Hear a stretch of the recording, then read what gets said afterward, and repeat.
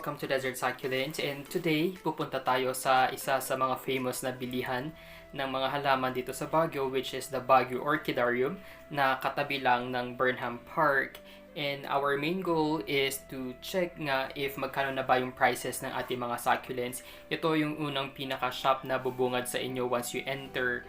Pero so far here, puro ornamental plants lang. I cannot see any succulents, kaya let's move on sa next na store. Dito naman puro pots, and I'm really happy na ang daming choices nitong ating mga clay pots na very ideal para sa ating future succulent arrangements. Yung prices nila would be about 60 to 150 pesos, 250 pesos or more depende sa kanilang sizes and design. And dito may nakita akong perfect na pwede kong gamitin sa aking mga vlogs. This one, diba? Perfect siya sa ating mga dish garden. At least hindi na ako maghihirap na maghanap ng ating mga pots kasi madami pala dito.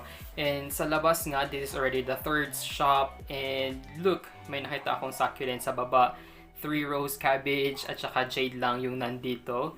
But let's move on again sa kabilang shops. Baka meron yan. Kasi for sure, diba, dapat merong mga bentahan ng succulents dito sa loob mismo ng Orchidarium. And ito nga, may nakita ako dito. And ano bang mga succulents yung nandito? We have yung ating Black Prince, yung ating Harry Watsons, may nakita akong Nevada din.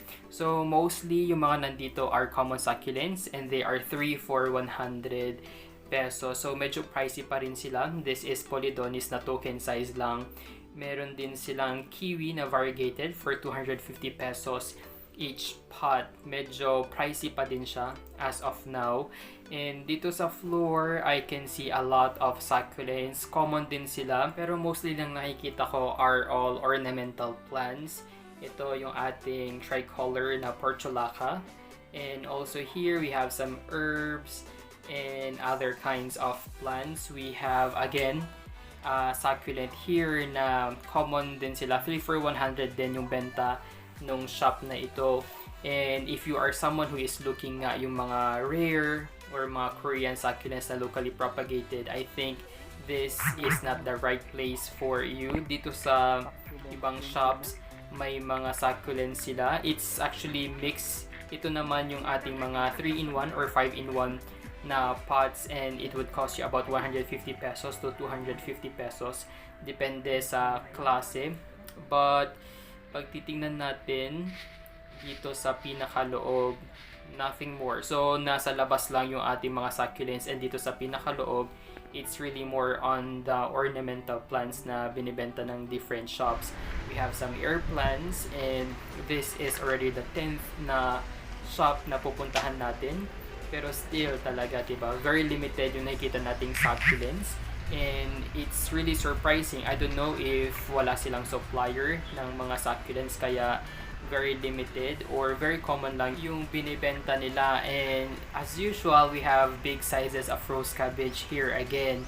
Pero that's not our main goal, diba? Naghahanap ako ng something special or unique.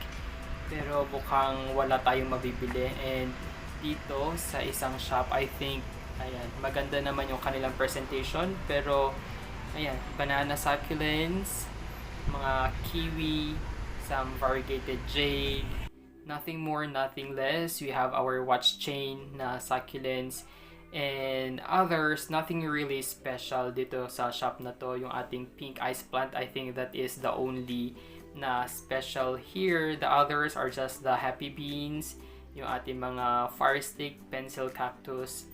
Pero wala na, talagang ito na mismo yung madadatnan ninyo dito as of now. Hindi natin alam, siguro next time baka magkaroon sila ng mas magandang mga species or varieties. Dito sa pinakababa, mostly are 3 for 100 na mga succulents. I think mas mura pa yung nakikita ko sa mga posts na nasa Manila na 25 na lang yung mga succulents doon. Probably because direct supplier sila, and yung mga nagbebenta ng mga succulents or plants dito sa Orchidarium, mostly sa kanila have their own suppliers, kaya we would be expecting na mas mahal din talaga yung mga prices here. Malapit na tayong matapos na ikutin lahat ng mga shops, pero still ito pa rin yung nakikita natin, yung mga common na mga cactus nandyan.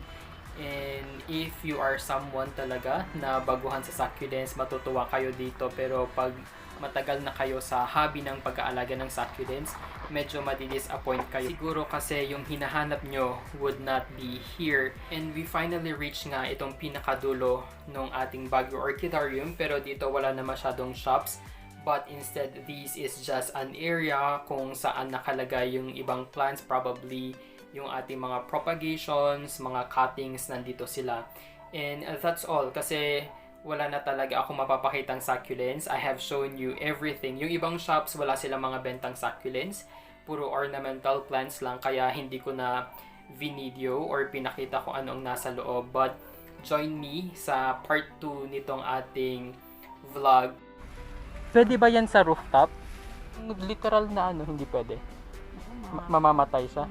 Kahit naman tao, maghapon mo ilagay sa araw.